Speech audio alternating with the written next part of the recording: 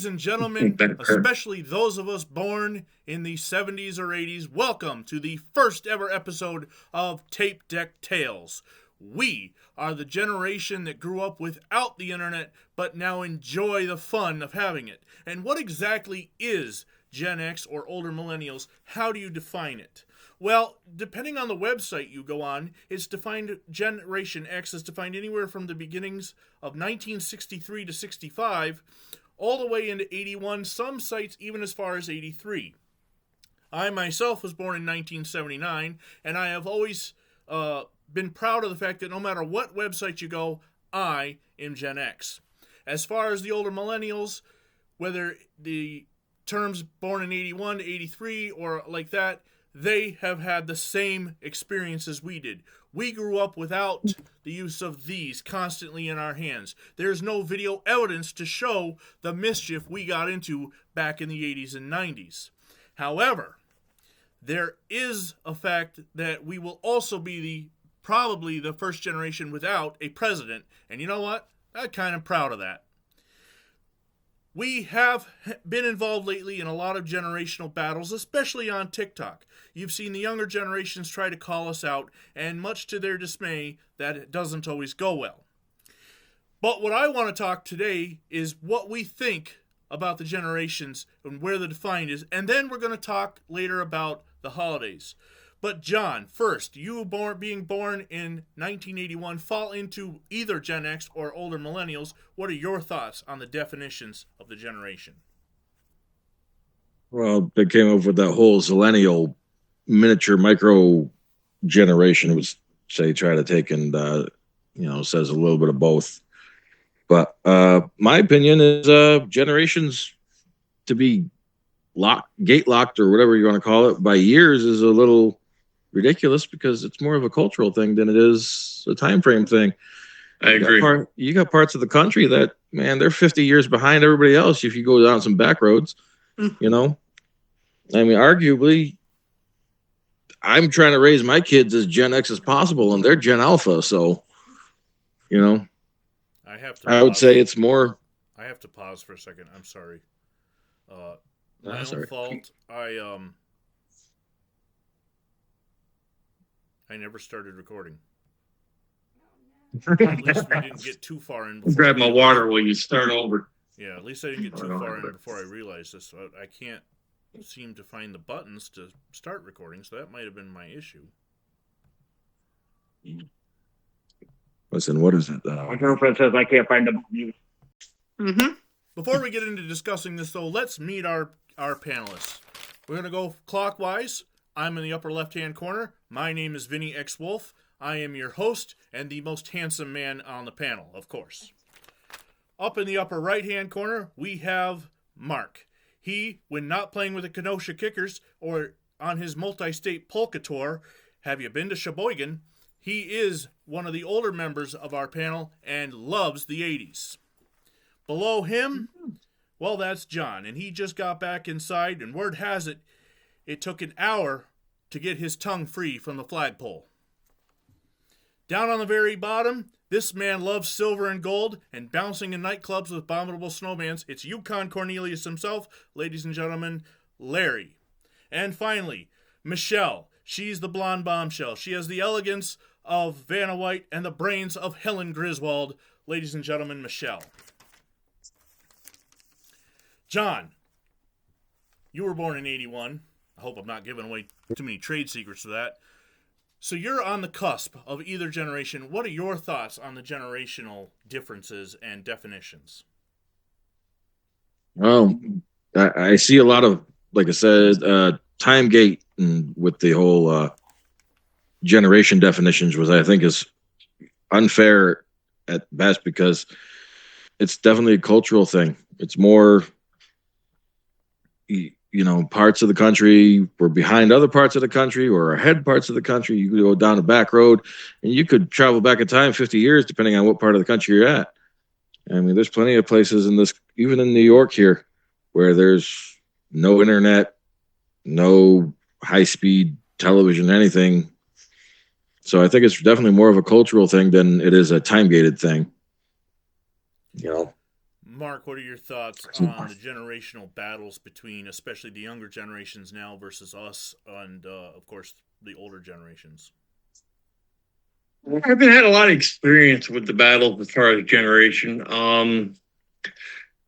People I've encountered seem to be willing to take advice from me and just do their thing. But no, I really haven't had a problem. But I agree with John. I do think it's more of a culture than a time restricted type thing. Michelle, when it comes to the way we were raised versus the way the younger generations nowadays are raised, do you think that there's been a downgrade in the culture that the younger kids are getting nowadays as good compared to what we got? I absolutely do.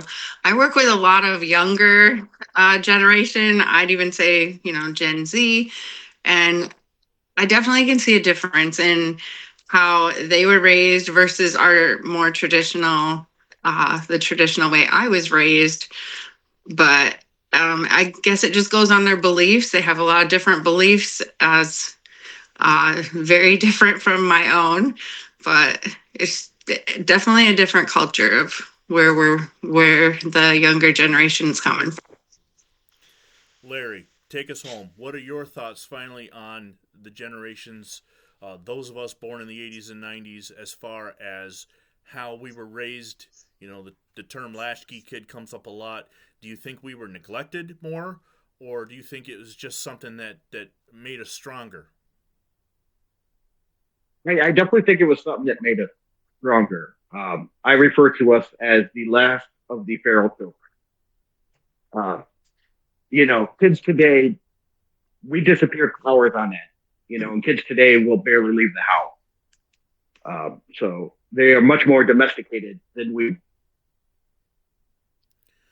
Okay, so folks, this is how Tape Deck Tales is going to go. The five of us are going to start off with a topic. I'm going to give an essay, and then they're going to respond to it. And then each episode will gravitate toward one theme. And today's theme, of course, being the holidays. As it is December, and we are moving into my most favorite time of year, from early October to the Super Bowl, because that's a holiday to me. And, of course, it wouldn't be complete for me without wearing a Christmas shirt of my own. And if you don't know what this is, then you really need to check out, I don't know if you can see the back, it says Griswold. You really need to check out one of the greatest Christmas movies of all time, and we will talk about that later, National Lampoon's Christmas Vacation.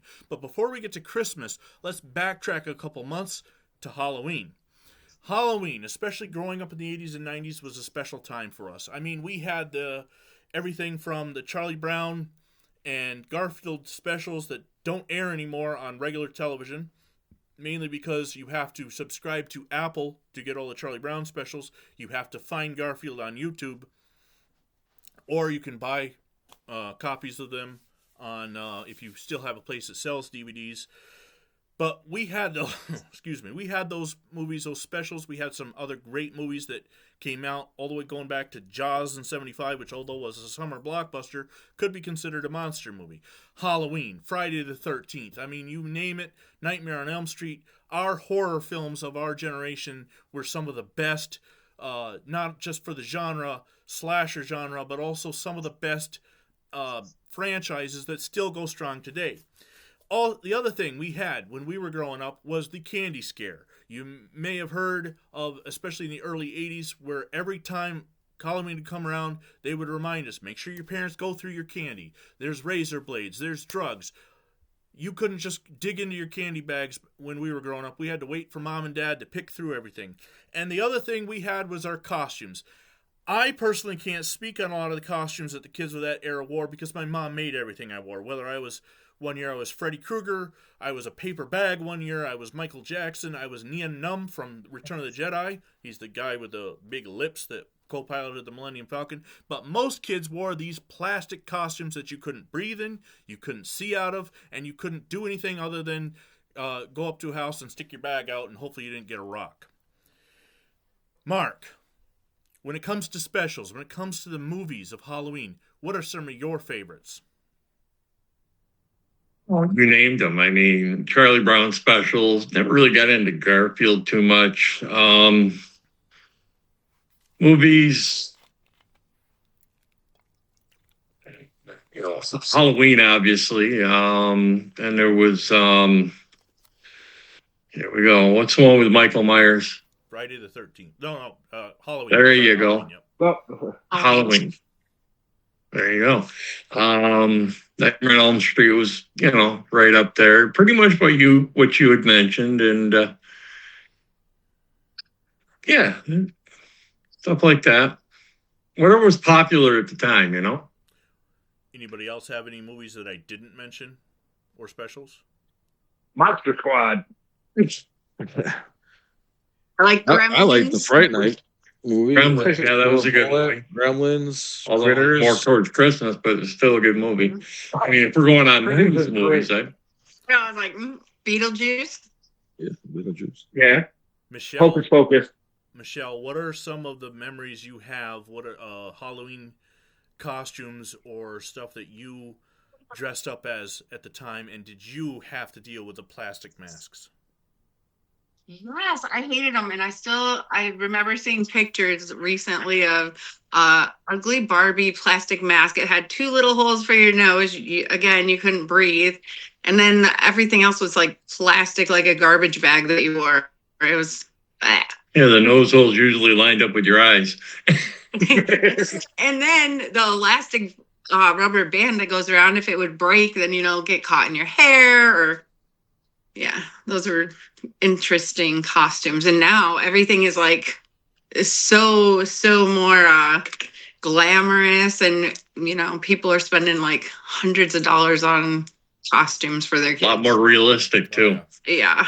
My kids are teenagers. They still dress up, but they came to me this year. My daughter came to me with a $100 costume she wanted, and neither my wife nor I can make costumes, so we did find a little bit cheaper one, I believe, but it was, it's part of the process now. Is they have much more choices nowadays, but it's still not the same. I mean, the feel of not being able to breathe or see that made our Halloweens a little different. Larry, do you remember the Halloween candy scare at all, and what are your thoughts on that? I do, and I remember you had everything for razor blades. Later on, you had the drugs come in, but it always seemed weird that people would do that. And of course, back then I was a little kid. I didn't understand the world like I do now, and so it just seemed like an unnecessary blockage between me and my candy. John, our parents just wanted to go through our candy first, but they did. Oh, they definitely did. I was pretty fortunate where I lived. Everybody knew each other. Very rural, and that wasn't really an issue. Although parents did check them, you never know. But it wasn't a major issue where I lived and grew up. And I remember too, back then you would get things other than candy, such as caramel apples or popcorn balls. Those were. Balls, Oh, I remember popcorn you balls. don't see that anymore. I have a story. I lived in a very, very small village about 14 miles north of Saranac Lake. So there was only a handful of kids, maybe 5 of us at best. And we walked all the way down to the Six Nations. It's now known as a cultural center, but it was the Indian Museum when I grew up. And the proprietors there hadn't seen, other than their own grandchildren, hadn't seen any kids. So I remember my brother and I just being loaded down with all the candy they had, apples, soda. I mean, it probably definitely was more sugar than we definitely needed, but because it was such a small town, and my father kept trying to say, no, we got enough, but they just kept loading it up. Speaking of the area we grew up in, John, the Adirondacks, what are some of the thoughts you have when it came to how cold Halloween night could be for us? I remember Halloween oftentimes was like the first snow of the season. And I mean, it's not so much now, but you used to freeze your butt off, and nothing you could really do about it. You'd be shivering in that plastic costume, and by the time you were done, it probably had cracks and everything from all the cold. But yeah, I mean, it was not uncommon for Halloween to be a blizzard or snowy and cold and wet. Yeah, if it wasn't blizzard, it was pouring down rain and cold. Mhm. Yeah. I've been saying this for years, and especially since my kids were little.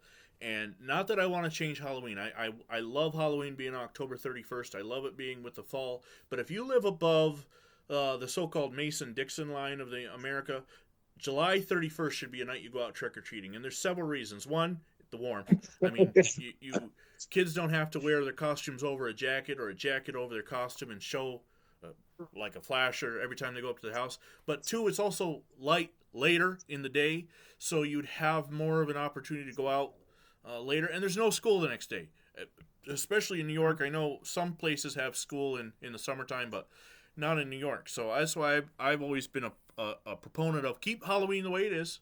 Let them do their parties in school and everything, but on July 31st, we should have a special trick-or-treat day for northern kids. Here's another Maybe cultural skins, thing. though. Here's another cultural thing to think about regarding Halloween too is Fright Night or Hell Night, right? Oh, yeah. Back in the day, it was what, the day before? And Yeah. you'd have everybody going out with eggs or whipped cream or something like that, just getting into mischief. You don't really But see we did that the night of. nowadays. Yeah.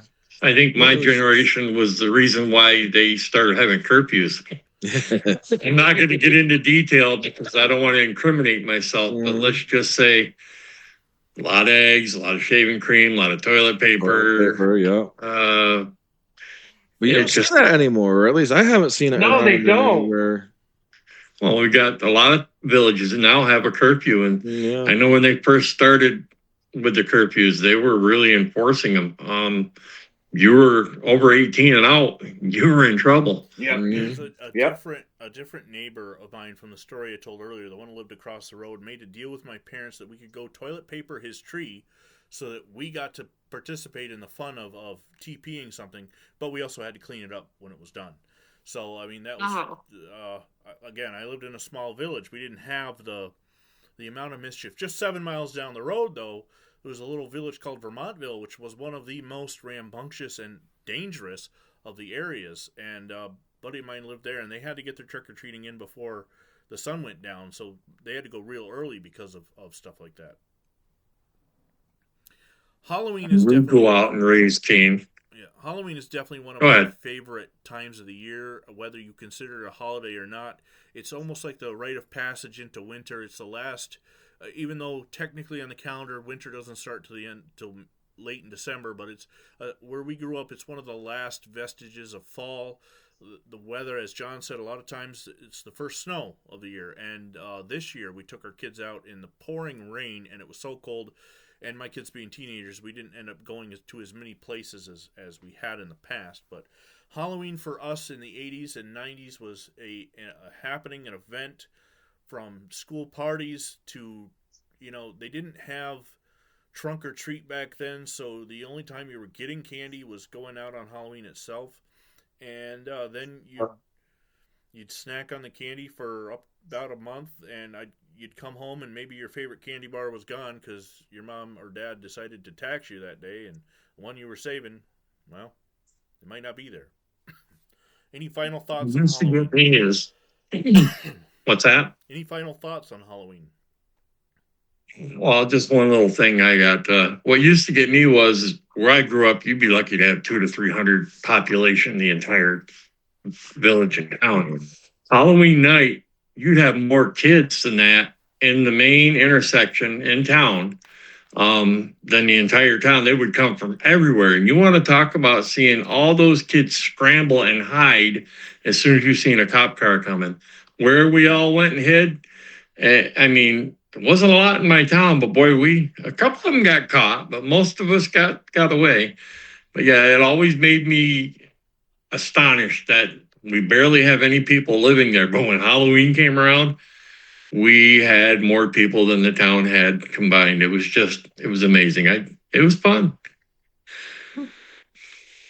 Definitely memorable. Come home and parents would say, did you do anything wrong? Nope. If you're wiping the shaving cream off your hand or kicking the egg yolk off your foot or, pulling the toilet paper off your collar. No, I just happened to walk through the wrong place at the wrong time.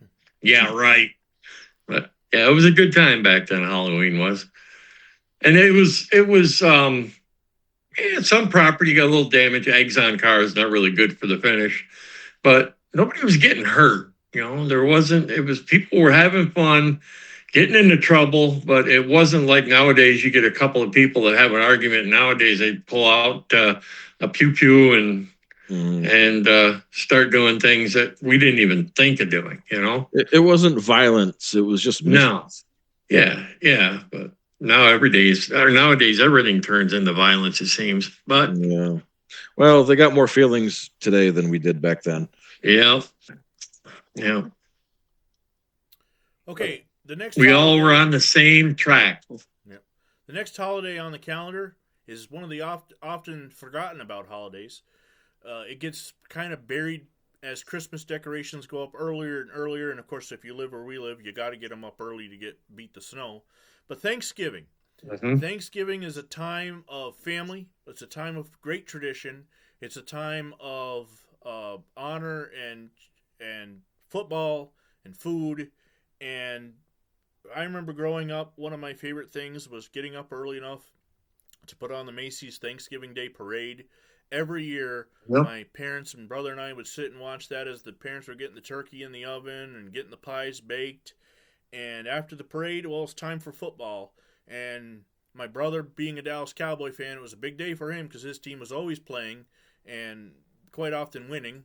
1994 for me was special because the Buffalo Bills were playing, and I was sure we were going to beat Detroit that year. And they came off with a flea flicker that Dave Craig threw a long touchdown pass, and Buffalo trailed the whole way and ended up losing. And then, of course, the food. I mean, the dinners being whatever your favorites are, there was always plenty. We didn't have the family coming from miles around. My grandmother would sometimes come and join us, so it was either just the 4 or 5 of us, and there were plenty of leftovers afterwards. Black Friday for us was eating hot turkey sandwiches and watching college football. We didn't get into the whole shopping thing, but there's definitely a place for that, especially in the early 80s, that we'll talk about. But Michelle, what are some of your fondest memories of not just the parade of food, but of the Thanksgiving holiday itself? I just loved spending time with my family. And back when I was growing up, it was always, you had your grandparents, sometimes your great grandparents, and everyone came together. And it was just a big, great time to talk, enjoy their company, learn about them. And then as I got older, and then losing grandparents and stuff like that, it kind of just dwindled down. Like now it's just, I think we only have like 15 of us left, part of our family. So it's really small. And I don't think, our kids don't have as many values and they don't appreciate as much as I would like them to, but I loved all my time with my older family. Larry, what's some of your favorite Thanksgiving Day food? Squash. I always had to fight my Aunt Linda for the squash because we both loved it. But I know I was the weird kid that liked vegetables, but yeah, squash was my favorite. That is And dessert, that is obviously. definitely not something I would have thought of, but hey, to each their own, right? Right? What about the? Did you and your family watch the Thanksgiving Day Parade, Larry? Not too much. We definitely watched the football, but not so much the parade. And then football too was also nap time because you were either tired or you were eating then tired, and Well, tryptophan was kicking in. yeah. Go in, sit down for the game, take a little snooze on the couch or the recliner. I feel like that's not as effective anymore nowadays. What was that, John? No. I feel like the tryptophan thing wasn't as effective nowadays. I don't see too many people sleeping at dinner time anymore. John, I know Well, football a lot had of to be a big part for you. I mean, Yeah, we'd turn the games on after the parade and everything was done. I mean, being a Giants fan, you didn't really see them often on Thanksgiving, but they did have a memorable game when you were just a baby back in '82. Lawrence Taylor had a pick six that helped win the game for him. yeah. But no, we ended up having a couple recliners all set up, so it'd be my father and whichever one of us three boys could get to the thing first with food, the other one and sit there and watch the game. And then the other two had to just sit at the table and eat at the table while they couldn't really see the TV. Mark, Because we didn't have the TV set up to watch from the table. Mark, take us down memory lane. What are some of your thoughts? You obviously experienced a little more of the 70s than a couple of us, and the 80s is very vivid in your in your memory. Take us down your memory of what Thanksgiving means to you. Thanksgiving was special to me, mostly in part that I see a lot of people that I didn't see throughout the year. My family was and still is pretty much scattered out. And occasionally we'd have a sibling or cousins or somebody who was so close to family that they were family. They would come up and spend the holiday with us. And I think that would probably be my best memory, is being able to see people that you didn't normally see, that you really cared about and missed. And obviously the food was okay. My favorite food out of all of it would be the stuffing. I mean, I just tell by looking at me, I like my stuffing. But yeah, just seeing the people you didn't see. We did watch the Thanksgiving Day parade until I got bored with it, and then I'd go off in my room and pop a cassette in the player and start listening to music or building a model or something, whatever. But yeah, getting around the people you didn't get to see that often, and really soaking it in and enjoying it, because you knew it was going to be a long time before you seen them again. But yeah, that's what I've got from Thanksgiving. The big question I want to ask all of you: what was your favorite go-to pie of the Thanksgiving meal? Obviously, apple and pumpkin are the staples, but I've been at some Thanksgivings where there was multiple different kinds of pie. For me, it's apple. I mean, born and raised with apple pie, and it'll always be my favorite. I try to sneak pieces home with me nowadays when after Thanksgiving. But what about you guys? Mark, what's your favorite? Back then it was chocolate, just a pudding pie. But nowadays it's sweet potato, pumpkin. Never really big on fruit pies. Not that I didn't like them. I did, but always had a partiality to pumpkin, if there wasn't any chocolate or banana cream or something like that. But yeah, I'd have to go with, as a traditional pie, pumpkin. What about you, Michelle? Well, I would say I love pumpkin pie, but I have to have that whipped cream, and I have about this much whipped cream and this much. Yep. Larry, what about you? When I was a kid, it was chocolate pie, and then like Warren, I like cherry pie. Now, as I've gotten older, I really love pecan pie. Yeah, I agree with you there too. That's good pie. Saving the best for last, John. Yeah, absolutely. When I was a kid, it was the pumpkin pie with the pile of whipped cream on top of it. Now it's more of just apple pie with whipped cream on top of it. But yeah. All right, guys. So I tried anybody else pie for a little bit. That was interesting. Does anybody else eat their apple pie with cheddar cheese? Yes. I've had it that way. Yes. I used to put cheese on a peanut butter and jelly sandwich. Not until I was an adult that I introduced to the piece of cheese with the apple pie when I married into Same with me. my wife's family, and that's where I learned that tradition. I never heard of that before, but I was probably in my mid to late 30s before I even knew it was a thing, and it's okay. I still don't know it's a thing.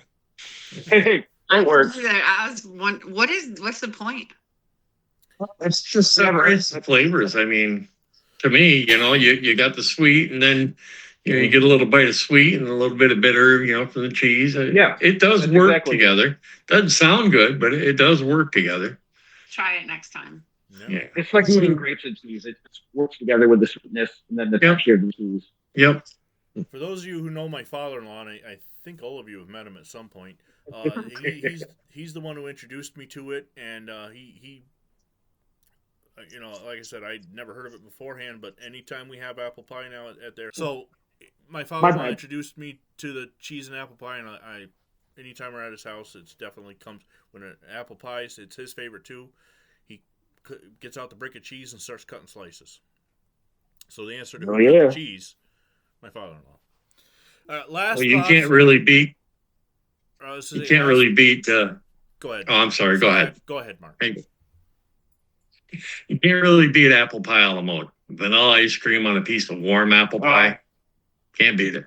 All right, guys. One before we move on to our next holiday, relate a story, a memory you might have from some certain Thanksgiving. Excuse me, I'll give mine at the end. Michelle, we'll start with you. I actually was thinking about this. Is like, did any of you guys have a kid table that was separate from the adult table? Yep. I was like, why do I have to sit out here? There's usually, especially when you're table. 13, 14 years old, and the other kids are all 7, 8, and 9. You're like, Try being 23.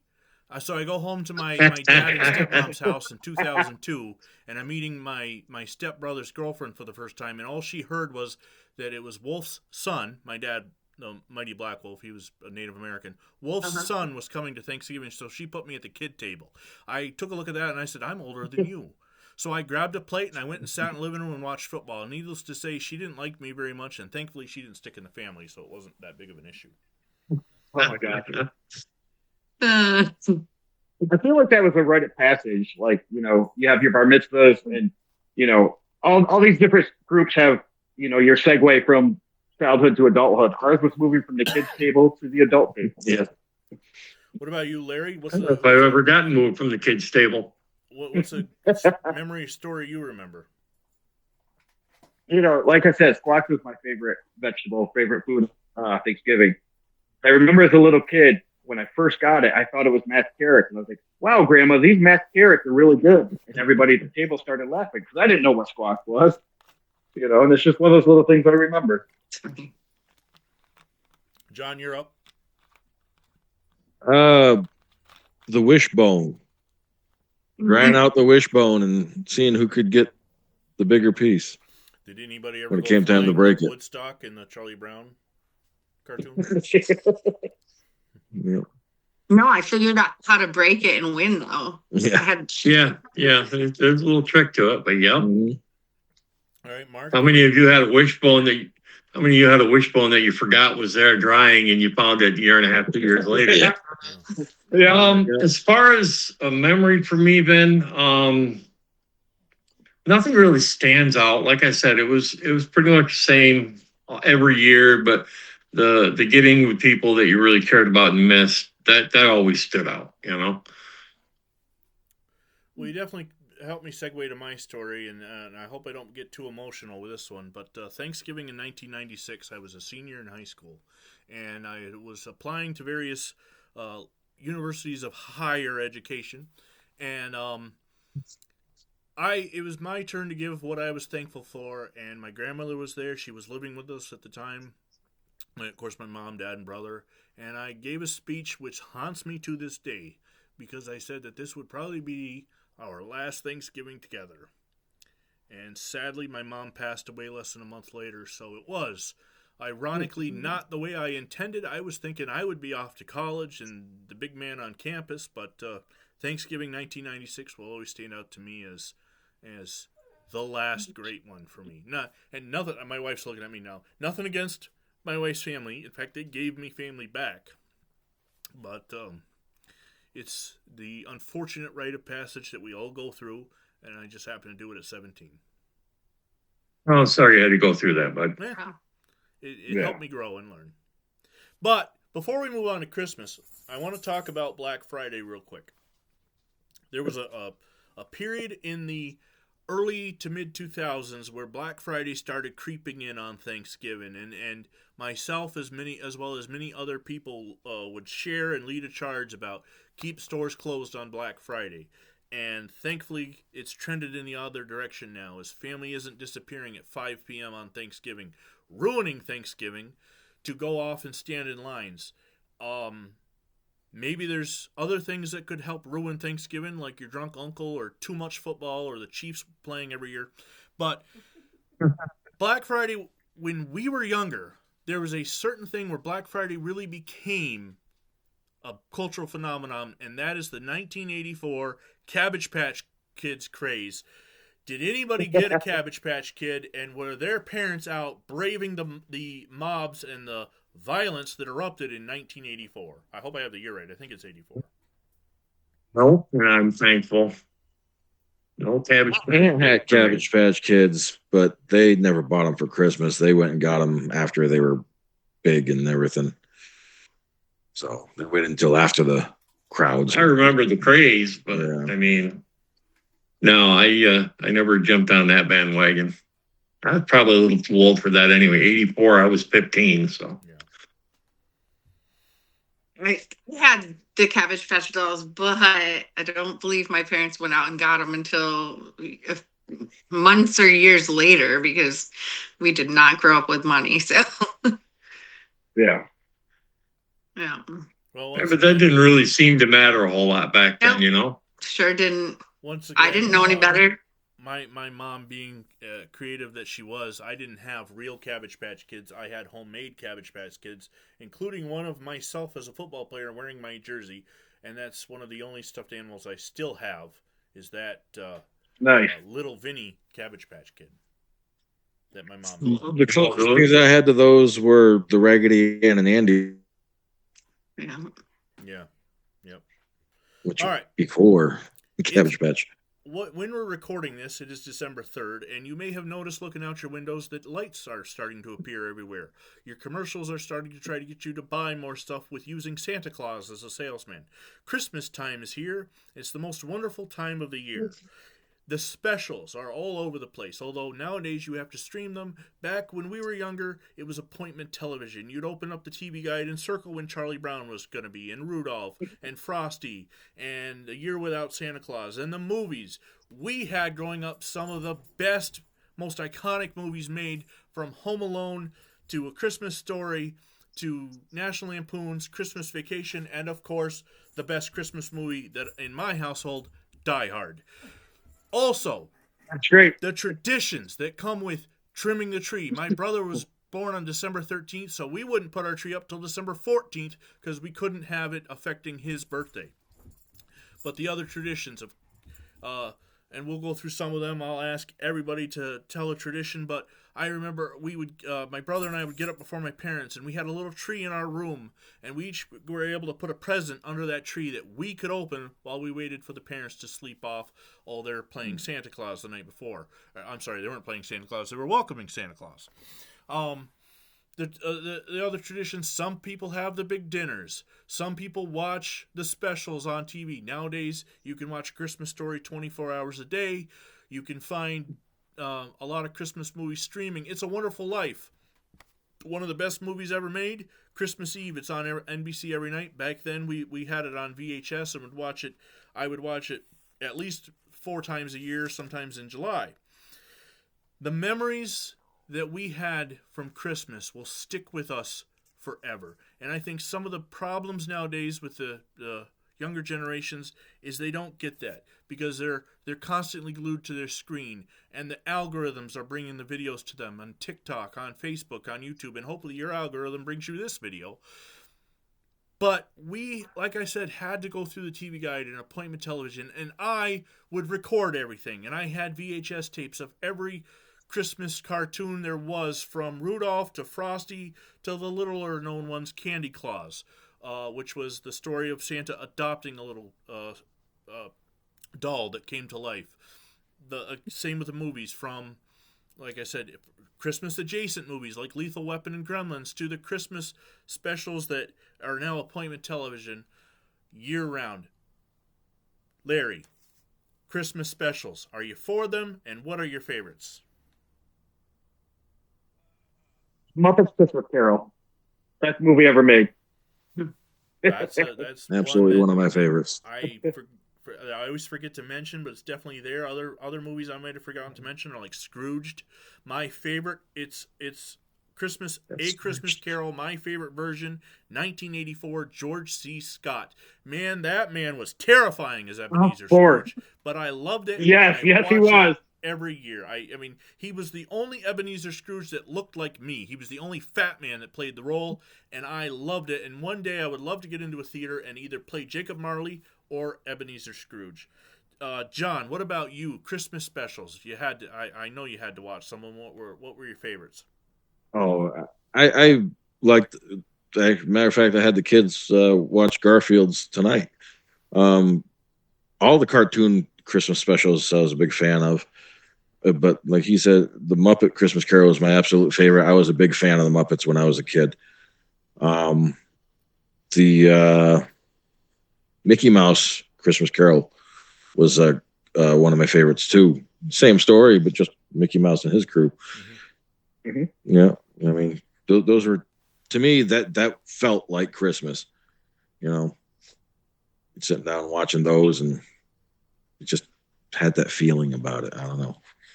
Thankfully for me, when I went away to college, I took away all my football games that I taped, but I left the Christmas specials behind, and my dad taped over them. But thankfully, I married into a family that was just as nutty as I was about keeping that, and my mother-in-law recorded all the same Christmas specials, and I transferred them to DVD for my kids. So we had not just, because it wasn't just watching a Garfield Christmas or Charlie Brown, it was the commercials from that era. It was seeing Santa ride around on the Norelco, or Rudolph or Ronald McDonald go back and grab that kid to make sure that he got to skate too, because he was littler than the other kids. Our Christmas commercials were special. I one year had my kids sit down with me and my wife, and we picked Christmas specials to watch every year, and I picked Christmas commercials. We watched a 2-hour YouTube video of nothing but Christmas commercials. Mark, tell us some of your favorite Christmas specials.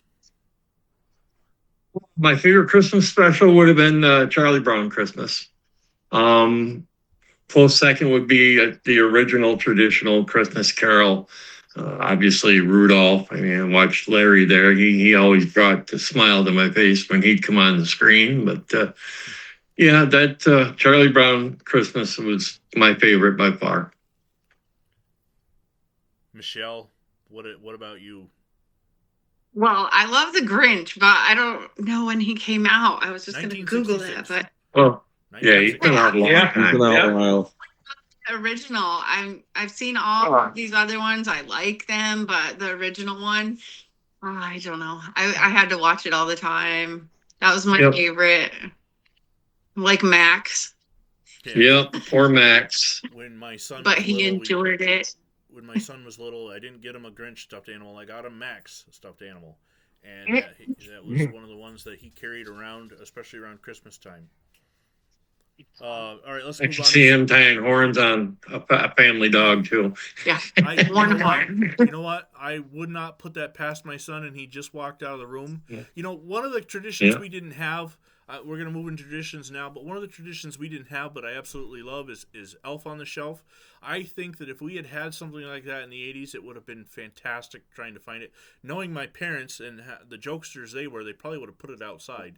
But what are some traditions, John, that you can remember that your family had that maybe now generations have lost to time? This one was pretty unique. I mean, my father used to do it for our birthdays as well, but there would be the presents under the tree, but it would only be some of the presents. One of those presents or a card would be in the tree that had a riddle that would lead you to another present that was hidden somewhere else. And it wasn't necessarily all the time in the house. You may have had to go across town to somebody else's house or something to find this thing. For some reason, my father was a big fan of riddles when it That came to sounds Christmas. fun. It was entertaining. Yeah, it sounds real fun. Yeah, All right, So, Mark. that was our unique one. Mark, what about you? What are some traditions that bring back a fond memory to you?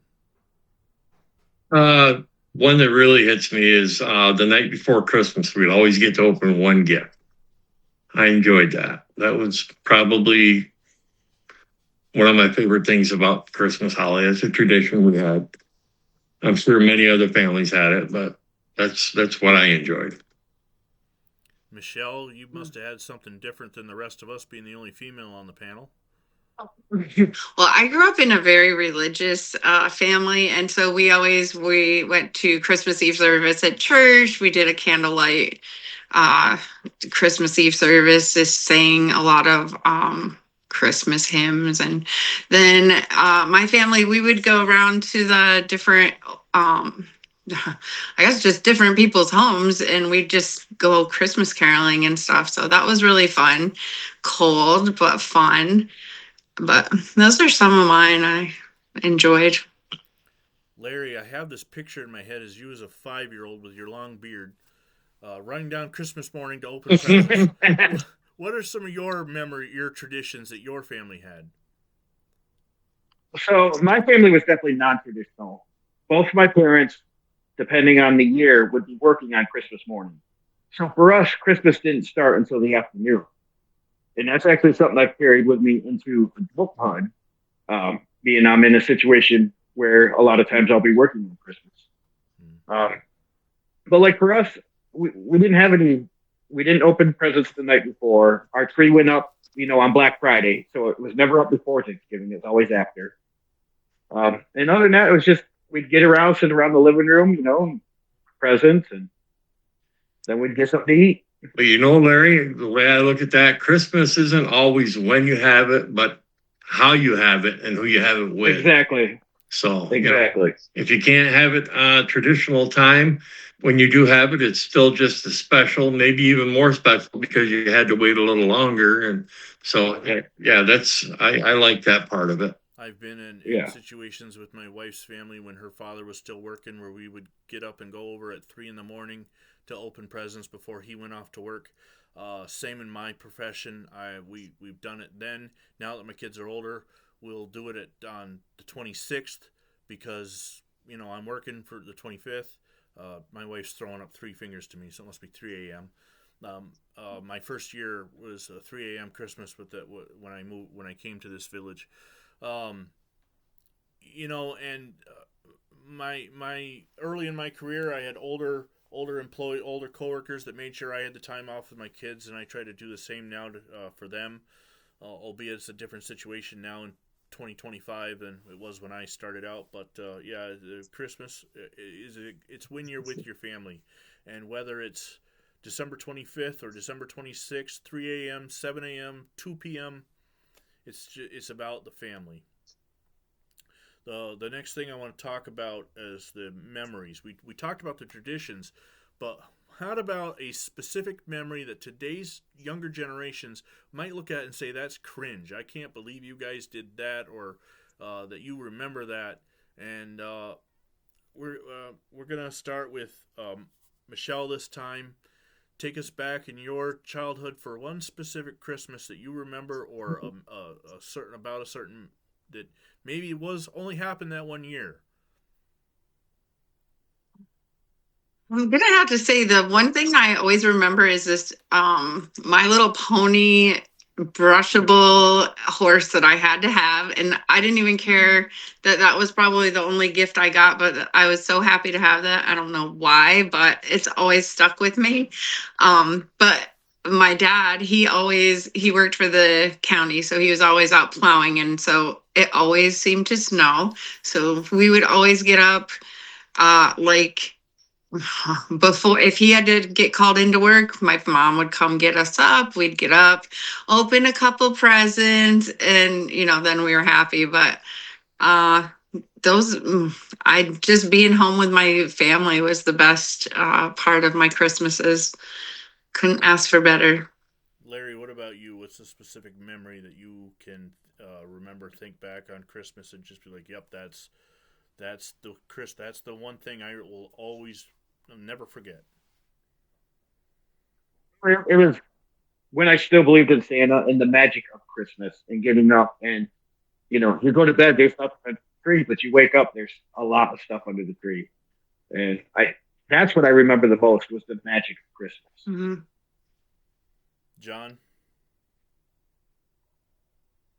My grandfather taking us to Lights on the Lake in Liverpool. And that's still going on now, but back then it was, I don't know, there was more magic about it, I guess you could call it. Mm-hmm. And just driving around back then, looking at lights on houses, even compared to now, it just doesn't feel the same. Mm-hmm. Mark, Yeah. dig deep here. Let's go way back. Oh, I've got one. I'm glad you asked me this one. I have one specific Christmas that is buried deep in my skull. I will never forget. Little backstory.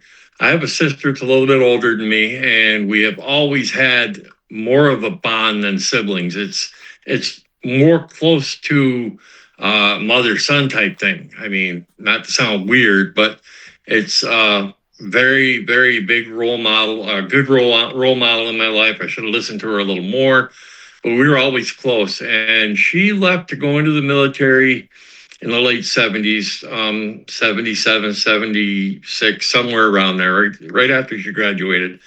And I hadn't spent a Christmas with her since then. And Christmas 1984, she had me come out. She was stationed in Ohio. And I spent a couple of weeks out there with her, and that was the most memorable Christmas. It just above and beyond trying to make everything perfect for me, but just being with her because we were, and we still are that close, was probably my best Christmas memory ever and always will be. I enjoyed that one. For me, there's so many memories I could think of, whether it's getting a Voltron at Lions, the year we got our Nintendo, where my parents thought they'd be clever and hide or have us open a box, and it was filled with towels, and then Nintendo was wrapped in another package because they knew we were getting the Nintendo, but they wanted to make sure that we worked for it, and we kind of tricked them by saving that one package for last, because we pretty much knew that they were pranksters anyway. But I want to go back to a memory that I barely have, but the story was told to me several times, and with my parents gone now, I want to make sure this story gets out there. My whole family's gone. So, 1982. 1982 was a transitional year for my family. I was 3 years old. My brother was 9. We didn't have a lot. I think a lot of us share in the fact that we grew up without money. 1982 was especially tough. My father was unemployed, and we were living in Saranac Lake. We hadn't yet moved out to the small village that I mentioned in Anchiota. I don't live there anymore. Go see Anchiota. It's a beautiful place. But we lived out in Saranac Lake, and some of our friends and neighbors, my mom grew up in Anchiota, they knew we were struggling. And the same neighbor that let us toilet paper his tree years later organized a Christmas for our family. And you ever see Santa Claus drive an El Camino? Well, in 1982, Hook Rock drove his El Camino to Saranac Lake filled with food and presents, and he dressed as Santa Claus, and I still remember it because Santa was so thin I couldn't understand it. And why was he driving an El Camino? Where was Rudolph and the reindeer? But yeah, he organized and brought Christmas to us, and that's the kind of thing, especially growing up in the 80s and 90s, communities did for each other. They looked out when you were struggling. They looked out for you, and you have that to an extent. I mean, we had a big fundraiser for a family recently, and the small villages still do that, but I think maybe some of the bigger areas nowadays, they don't. You don't know your neighbors. And that, I think, is lost in the generations. And if I could have anything come back, it's bring back the community aspect. Have coffee time, in the afternoon where you invite some neighbors over. Get to know them. Send out Christmas cards. Do a podcast with people you know, just to reminisce about stuff. Because really, the biggest thing, the difference between the generations is the community is gone. And maybe we can bring some of that back through this and our memories. But I don't know. That's what I would have to say about the memories. And, every now and then, just think about them, post about them, tweet about them, or X about, whatever you call it nowadays. But it's really what Christmas is all about. And it's Linus gave that speech in the Charlie Brown Christmas, because even back in 1966 when that came out, or 65, they were talking about the commercialism of Christmas, and that really, it's just getting worse and worse. But now, of anything, think of Linus's speech with the true meaning of Christmas and incorporate family into it. Call your family if you can't see them. Go see them if you can. Make it a part of Christmas. Bring that back, you know? I couldn't agree more. I feel like they completely skipped Thanksgiving with how much they pushed the commercialization this year of Christmas. I agree. I didn't see any Thanksgiving decorations or anything out at all. But yet we see Christmas decorations prior to Halloween. Yeah. You know, that's one thing I can't get is why push it? I do the outdoor decorations. We didn't this year. We missed our chance, and they're going up now. But we do the outdoor decorations because of how quickly and how much snow we get where we live. But yeah, the indoor decorations not till after Thanksgiving. Thanksgiving's got to have its place, and it can't be forgotten.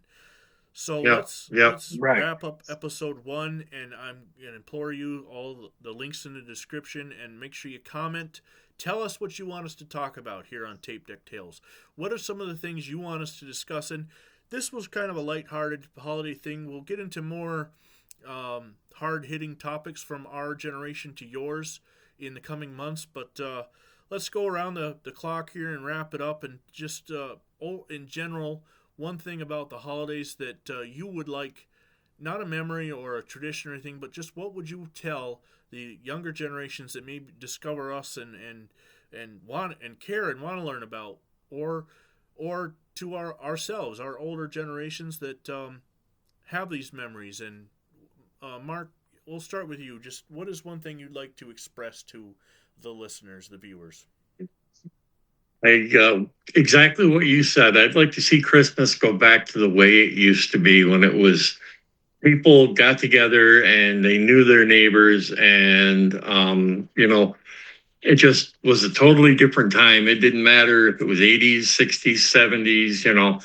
Back then Christmas meant a whole lot more than Black Friday sales and who can get the most expensive toy, or who gets the nicest car, or the most expensive fur coat. But I'd like to see it go back to a time when all that was out, secondhand, took a back seat to just being with each other. You get a toy that was maybe $3 and just being around people you don't normally see. I'd like to see that come back. I'd like to see more family. I'd like to see more friends getting together. I remember we would have every Christmas, like a day or two before, well, maybe a week before Christmas, we would have a Christmas party. And my favorite part of that would be sneaking out in the snowbank and hitting the keg as much as I could. But and then when I was a little older, we didn't have such a good Christmas party. Not a lot of people showed up, and the father there said, well, why don't you help me drink this beer? And I'm like, I'm not old enough. I can't drink. He says, don't give me that. I've been watching you for years, sipping off the tap out in the backyard. So, but anyway, stuff like that. I'd like to see the old times come back, just even if it was just for the day, forget about the commercialism, forget about all this stuff that they've turned Christmas into, and just gather and congregate and, remember that there's one reason there is a Christmas, and it's not commercial. But also with that one reason, without getting too in depth, let's get family back together. Let's get friends back together, and, stuff like that. That's what I want to see. That's what I want to stress to the next generations coming. John, how about you give us some of your wisdom in that big head of yours? Yeah. As ironic as it is to say on a podcast of all things, I want to see less technology and people put their phones away and get off of social media and actually be more involved with each other like it used to be back in the day, especially when it comes to the holidays. But I'd like to see it more year round in general. I remember being a kid and wanting to go for bike rides with all your friends, and you had a pile of bikes in the front yard. Yep. Made you have that dream of getting like a Harley when you were older and go riding with them then. But now Yep. everybody's so preoccupied with the phone in their pocket and can't get off of TikTok. I can relate. That's all things I've done, right? Yeah. From the bicycles right up to the motorcycles. Yep. Mhm. Nowadays, everybody's so zombified by the convenience of technology. It was a double-edged sword, I think, that backfired. Yeah, it's good, but it's got its place. It's great, but Right. it should, like you said, should be dropped, and people should be more important on the holidays. It's I couldn't agree more. Well overused. And Yep. Larry, downright abused. Larry, what about you? I don't know. You know, things have changed so much. If I was to give advice to a younger generation, appreciate it while you can, because it does change, and Yep. it does. I don't want to say fall apart, but it definitely changes, and a lot of that is in ways you don't expect. But appreciate it while you can. Yeah, Yep. definitely. You're right. Michelle, how about you wrap it up for us here? I would just say take time to talk, actively listen to the younger generation while you're spending time together. That way they genuinely know that you value what they say, or what they might believe something different, or maybe you'll learn something from them.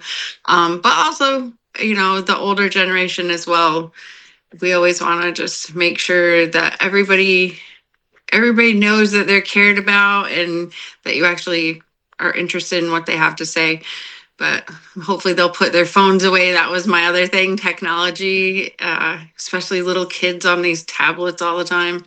Drives me crazy. But I just think just actively listen to people and pay attention. Sometimes they'll put their phone away. So, wow, someone's actually listening to me. Pull out a board game, stuff like that. Cards. Yes. Uno. Yep. I mean, Monopoly. yeah, I remember when we were younger, when we didn't have the phones, the biggest craze would have been an Atari 2600 or a Coleco, or but when we all sat down to play a game Monopoly, we're talking that was almost an entire day thing, and it was awesome. And I wish that would still happen, and it just doesn't. I mean, like I said, technology is good, and we couldn't honestly get by without it nowadays. But it's got its place, and I think we need to go back to games and just listening and talking, and But Yeah. Well, there you have it, folks. That's our first episode of Tape Deck Tales, and hopefully you enjoyed it. And make sure you subscribe, comment, tell us what you think. Share this with your fellow Gen Xers or the younger ones so they learn something. And until next time, remember that we may be getting older, but we're still a generation that doesn't give a bleep. Good night.